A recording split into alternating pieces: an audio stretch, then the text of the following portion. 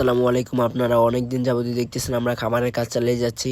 আর আজকে আমাদের এই কাজটা কমপ্লিট হয়ে যাবে ইনশাল্লাহ। তো আজকে সকাল সকালে আমাদের এইখানে মিস্ত্রিরা কাজে লেগে গেছে। আজকে এই বড় ফার্মটা তারা যেভাবে হোক কমপ্লিট করে দিবে। আর এই দিক দিয়ে আমরা খাবারের বস্তা আর যাবতীয় যা ইনকিউবেটর মেশিন টেশিন যা আছে এই সাইড দিয়ে আমরা রেখেছি, এই সাইডটা আমরা ভাঙবো না। এর কারণ হচ্ছে অতটুক আমাদের লাগবে, অতটুকের মধ্যে আর মুরগি টুরগি যাবে না। ওইখান দিয়ে আমরা একটা বেড়া সিস্টেম করে রাখবো জালের নেট দিয়ে। আর এই দিক দিয়ে দেখতে পাচ্ছেন তারা কাজটা খুবই দ্রুত চালাচ্ছে। এইখানে আমাদের দুইজন মিস্ত্রি কাজ করতেছে, তারা বালু আর সিমেন্ট দিয়ে আস্তর করাটা কমপ্লিট করে ফেলতেছে আর পানিটা নিতেছে যাতে বালু আর সিমেন্টটা ভালোভাবে কাজে লাগাতে পারে। আর এই দিক দিয়ে তারা দুইজন আমাদের ইনকিউবেটর ঘরের কাজ করতেছে।